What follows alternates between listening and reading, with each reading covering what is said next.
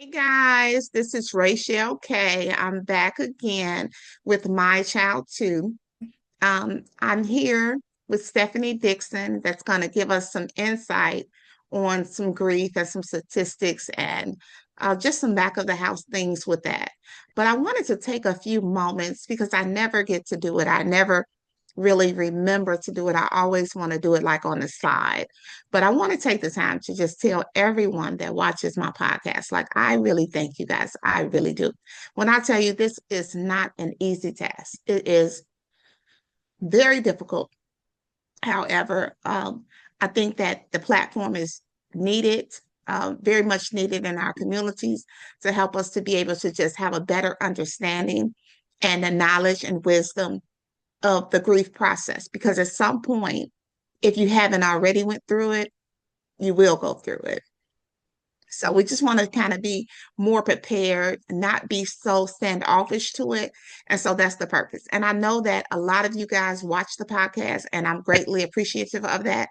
However, I also understand that you don't want to watch each one because they can be overwhelming. And you have that choice. But I thank you for coming. I thank you for watching. I thank you for sticking with me. It's going to get better and better. And we're going to get wiser and wiser because we're going to receive more and more information. So I'm going to bring Stephanie on, and she's going to kind of give you some insight on her and who she is and what she's experienced. Okay, Stephanie, welcome, welcome, welcome. Hello. Hey, everyone. My name is Stephanie Dixon. I'm an LCSW and a licensed addiction counselor as well. And like Rachel said, today I'm going to be talking a little bit about grief and loss and what that looks like in the Black community, my own personal experience with grief and loss within my own family. I'm going to talk about just a little bit about grief statistics and also just how to move past that grief and loss, going from there.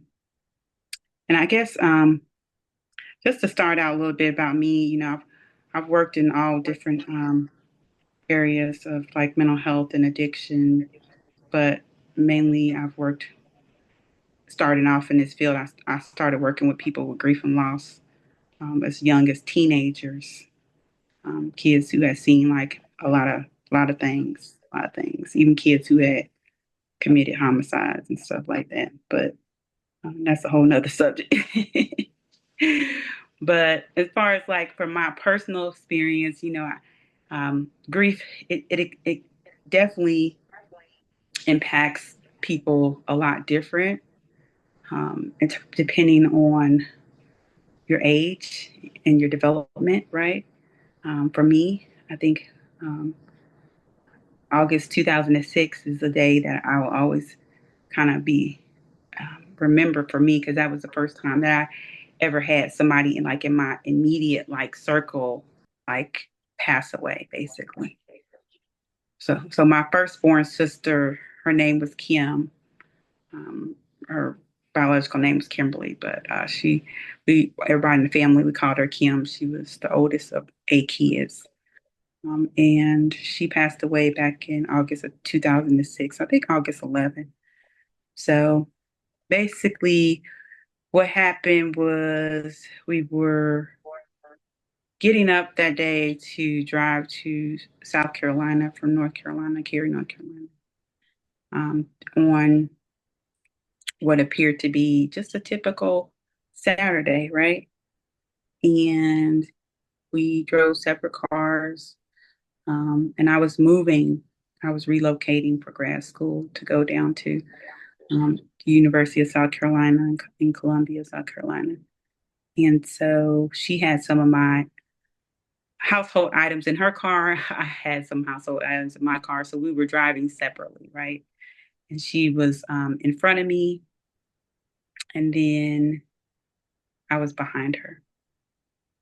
So prior to her passing away and what seemed like a bad nightmare, or basically we're driving to South Carolina to move into my place because I was about to start grad school, and her car was in front of me. It kind of hydroplaned out of control. Did like a 360. I had to apply my brakes so I prevent myself from hitting her car. But it did a 360 onto the other side of the highway. I think it was 95. And she was immediately killed because there were other cars that hit her car upon impact, right? So, Stephanie, let me come in and ask a question real quick. Mhm.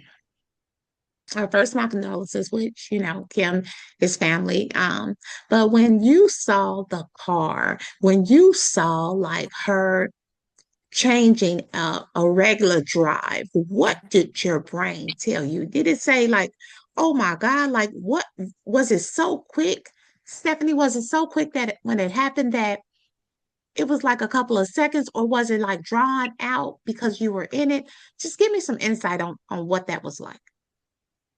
Well, I don't know, her car was veering off to the left, off to the median, right? So I didn't know if she was sleeping behind the wheel. I didn't know if this was like if she was having some health conditions, right? So I basically honked my horn to kind of get her attention, and it seemed like she grabbed the wheel and jerked it, and that's when her car like started spinning did a 360. So yeah, it felt like it was just like a quick few seconds when all of this happened, right? Hmm. And so then what? So then you had to, so when the car was in front of you and it went over to the other side of the highway, right? Yes, it did. Hmm. And then so you and your car, you stopped, right? So when you saw kind of like when it because you were behind her, when it was time for you to kind of like pass her, you just stopped and pulled over to the side of the road. Uh, well, yeah, I had to stop because when I was braking, there was other cars behind me, and there was other cars in the lane next to my right. So if I didn't brake and people didn't see me brake, I don't know if they would have stopped and not hit Right, her right, car right, when it was spinning right, in front of us. And my right, car, if I didn't stop, I would have been involved in the car accident too. So right. after she went over to into the median, yeah, I had to stop my car and get out my car and run to the other side to see if she was okay. So let me ask you a question here. So when you stopped your car and Hmm. you got out of your car, had her car already came to a stop? Yes, ma'am. Yes, yep, it did. Okay, Hmm. okay. I don't want to bring all of that back up for you because I know that these are very, very difficult memories. And I Hmm. don't want you to have to say relive it. So what we're going to say is that um, just tell us about not so much about Kim. I'm going to tell you guys a little bit about Kim. So Kim was a wonderful, wonderful person, a wonderful daughter, a wonderful sister, a wonderful wife, a wonderful person, as I stated. Um, I didn't meet her or talk to her as often as I would have liked, but I did talk to her and I did know her. And from what I got from her, she was a peaceful person. When she There. walked into the room, everybody would be so happy to see her. She was so beautiful, a very beautiful girl, um, and just lit up the room. And she left us unexpectedly, and Stephanie was driving behind her. So we get all of that part. I don't want to just kind of get into that part. So what we're going to go forward is we're going to say, Stephanie, after that, um, how did you feel? Because I know that she went over to the medium and you said that she had passed away immediately, right? Well, I thought she had passed away immediately, but like it looked like she had passed away immediately. But there were a couple people who got out of their cars. One happened to be a doctor, right? He was on the passenger side. So it was really hard to get to Kim, right? Because of she had an impact on the side of the driver's seat, right? But Mhm. I was trying to get the emergency people, EMT, to come down to help her, but they were helping other people, right, who were impacted in the other cars in the accident. But the other doctor who got out of his car was on the passenger side. He felt a fainted pulse, right? And in that moment, it was just so much was happening, right?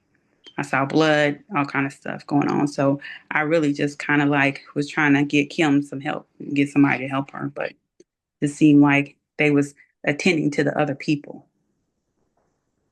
Wow. So tell me this. So when the accident happened, how long did it take for them to get there? Were they there like instantly, or did it take some time?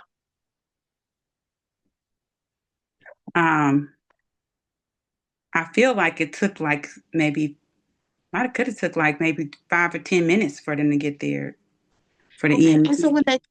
when they got this stuff, so Kim's car was in the position of what, being further up or, It was further back? further Like, away from. It was further back from the other two cars, right? so how did they further back from the ambulance? So how do you understand how they made a decision to go to those other cars first? I don't. Sometimes I wonder about that. Like, did they just think she was, or just presume that she was dead because, like, the way she was laying, right, without even coming out there to check. I mean, eventually they got to her car, but they didn't treat her first, right? They went to the other cars first. Yeah. Okay. So dealing with all of that and you being there, standing there, um, what, if you can remember, what did you begin to think? Was your first thoughts like, oh my God? Was your first thoughts like, how do I help? Was your first thoughts like, oh, I gotta tell mom and dad? Um, like what were you, if you can remember, like what were you thinking? Were you crying a lot? What was going on with you? I was in shock, basically. Something like that happened. You don't never think it's gonna happen. You don't never think something like that's gonna really happen to you, right?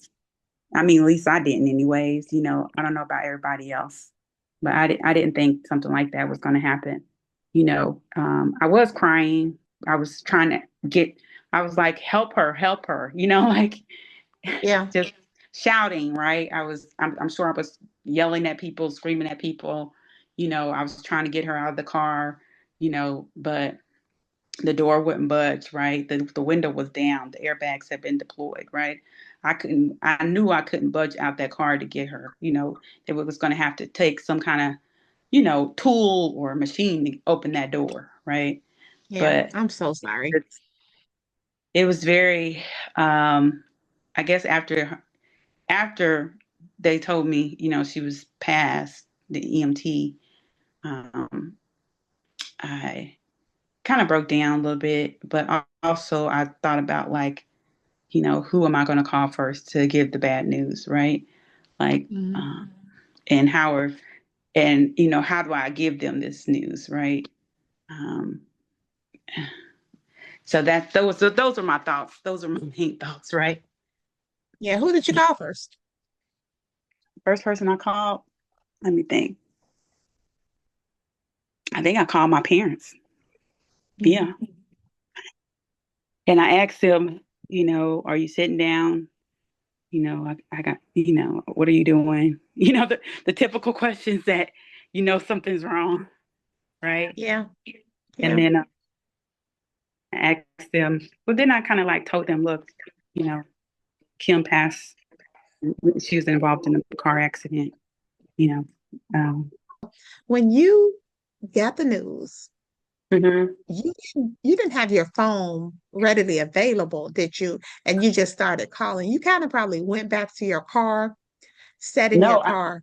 I had my phone with me. So there was some people there, right, that was consoling Mhm. me. And we stayed in contact even after Kim passed. They was from Canada, actually. And when they told me Kim had passed, yeah, I think it was a husband and a wife, right? They was consoling me, right?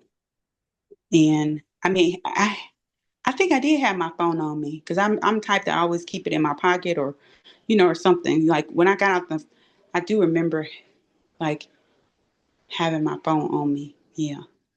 But like it took me a while to process everything, because it was like it Yeah. was like a bad movie.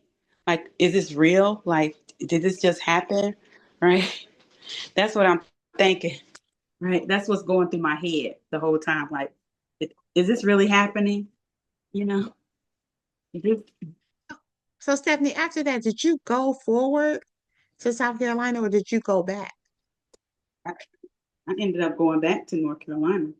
Well, I didn't go Okay. not the same day though. So basically, what happened was we um basically were in South Carolina. I want to say it was Florence, South Carolina, where Kim, um, but we had to stay well, we actually had to go to the hospital. Well, they took me to the emergency room, the EMT, because they had to give me something to calm me down. Okay, Yeah. because that's how worked up I was Yeah, I'm sure.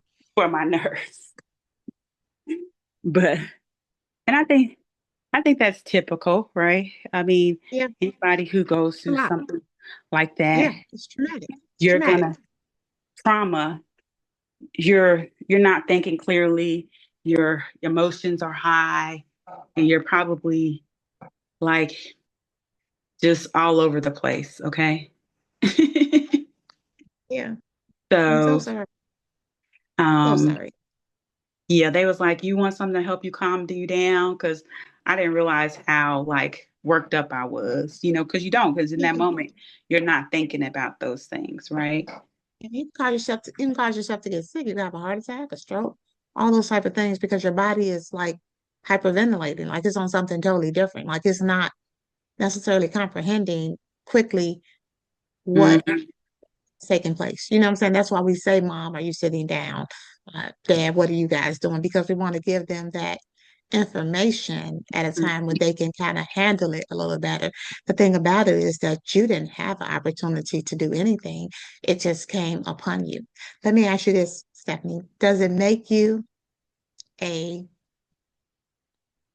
more aware of how quickly life can be here and then it can be gone?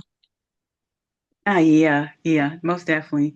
You know, when up until then, I had never lost anybody in my well, immediate family, okay, and my immediate Mhm. circle, like my parents or my siblings, until Kim passed. So it took me for a loop, and I felt out of my element. Yeah. Yeah. Now, Kim didn't have any children. She was married and she took care of Maya, um, helped Hmm. raise Maya. Um, but so tell me this. I'm asking a lot of stuff, but I want to know. Before you guys got in the car, you said it was a typical day. Nothing was different. Did Kim act the same? Was she different in any kind of way? Did she kiss you? Did she act different in any type of way? I'm just curious. No, she didn't act different in any kind of way. I mean, the morning we got up, because I had spent the night at Kim's house. Kim had got in later because she had been hanging out with some of her friends, right? And then that morning when we got up, I did speak to her, and she was like, she's like, "You are you sure you still want to move to South Carolina?" I was like, "Yeah." She's like, "Okay." She's like, "Let's load up your car," and she's like, you're my best friend, right?" I was like, "Yeah," but we talk like that because we're sisters, Right. and I had been there with Kim through a lot of her health issues, right? And at the hospital, a lot of times I would show up when she was sick because I lived close by, right? Your sister. And that's my sister, and just to support her and her husband. So, like you said, she didn't have any kids, so we were like her kids in a way. She Hmm. looked, I mean, she watched over us, right? Yeah. Um, and so I think the hardest part too was like calling my sisters and like not knowing how they was gonna respond, each one of them, and then calling. I think I called cousin Jules too, and yeah, but yeah, that's something that I wouldn't wish on anybody, having to make those kind of calls, to Yeah, tell your loved ones that somebody that they love, that was just genuinely a good person overall and always looked out for other people, that they're no longer here. So, yeah, yeah. mhm. It's a lot. So let's um let's kind of talk about your grief with that. So you started grief at a young age. So what were you, maybe 19, 20, maybe 21? No, actually, I was one of those. I was I was a lot older than that. So I was 2006. Let me see. So let me see, because I don't. I want to make About sure I'm accurate. about 20 about 20 years ago. I was in my 20s. I was in my late 20s though. Okay. So yeah. Let me. I'm just make sure I give you the facts. So in 20. Hold on. In 2006, I was actually 28 years old because Okay. yep, yeah. So I was a little bit older because I was going to grad school, and it was like a 12-month program. Well, actually, I was in, I was enrolled in a 2-year master's program at first when this happened, right? And then that was, I had to put that on pause. But when all of this happened, it just turned my world upside down. I'll just put it like that, Mhm. because I wasn't expecting, how you have your whole life planned out and you expect other people to be around, and then life happens, and it made me understand grief. It made me understand death and dying. It also made me understand what it looks like to go through the stages of grief, the 5 stages of grief, right? Tell us about those 5 stages. Well, a lot of times, the first stage of grief is just, I want to say it's like, you're in denial, right? And like for me, I didn't want to believe that Kim was gone, right? I was in a state of shock. Uh, I didn't want to come to grips with it, right? Even coming back to her house, it's just like you see little things that remind you of that person, right? Mhm. You coming to somebody's home and you so used to them greeting you, right? Or coming around the corner, be like, hey, Mhm. or giving you a big hug. Kim was a big hugger, or she was a very affectionate person when it came to her family and the people that she loved. And so that was kind of like that was hard for me to kind of accept. Um, yeah. And for me, like, I didn't want to believe that this was real, right? At least my brain didn't want to believe that it was real. Yeah, that's how it be. You're like, wait, It's you telling me she yes. left? All this time we thought like maybe it would be a medical condition and she got taken out by a car accident. Are you serious? I was angry too. The second stage of grief is anger, right? I was really angry. I think I was angry. I was angry at God for a little bit. I was angry just at everything. Like I didn't understand like why this had to happen now at this point in my life. Like why did I have to lose somebody that I was so close to? Right? Um, I was mad because like she was taken away. I mean, she had lived her life. Don't get me wrong, but I just was mad for my own personal reasons. Yeah. Yeah, That I that's wanted more time with her. You know, yeah. so let me ask you a question. The time that you did have, did you Mm. feel like you used it wisely with her? Like did Yeah. you the things that you should have been doing? And so now that she's gone and you're dealing with other people in your life, do you feel like you're reminded from your relationship with Kim and what happened that you treat those people maybe a little different, maybe a little softer, maybe with a little more care because of Kim? I think I do. I think I'm more empathetic when it comes to dealing with people who are experiencing grief and loss. So I Mm-hmm. do have, because of my own personal experience, I do try to pull from that as well as keep an open mind because grief looks different on everybody, and Yeah, it does. everybody isn't able to move through those five stages of grief, like the denial, the anger, the bargaining, the depression, the acceptance, right? Some people get stuck in certain stages and not able to move forward. So I think for me, I feel like I made really good use of my time with Kim because we did spend a lot of quality time together. We did do a Mm-hmm. lot of things together. And, we constantly told each other we love each other and that Mm-hmm. we um, shared a lot of precious moments. So I'm grateful for that. I didn't have any guilt when Kim passed away because I did the stuff that I felt like I was supposed to do as her sister. And when I Mm-hmm. work with clients today who have grief and loss, I feel like I honor like my loved ones, like him, and my other sister and my nephew. They feel like I honor them by learning more about grief and loss and like just how to help other people because it was a social worker that helped me. It was a licensed clinical social worker who helped me. I sat on somebody's couch for like 2 weeks. I was in a very dark place after Kim left. Like a very like dark, dark place. A lot of people don't know that. Yeah, But yeah, like I said, you don't know how grief is going to impact you when you lose yeah. somebody that's in your immediate circle. Um, I was, when when they said Kim was dead at the accident scene, I was bargaining for God, like for her to wake up, like this to all be like a bad dream, or maybe I'm in a bad dream for this all. That was the bargaining part for me, right? And then I went into a deep depression. So this was the fourth stage. I went into a deep depression. And I didn't realize I was in a deep depression, right? And it was my brother-in-law, Don. His dad had works for the federal government. He was like, Steph, and a lot of my family they call me Steph. So he's like, Steph, you can utilize my dad's EEP. He has it set up for all the family members, but I want you to go because like I know you were at the scene and it'll help you. Like, so I was like, whatever, but I did take the number, right?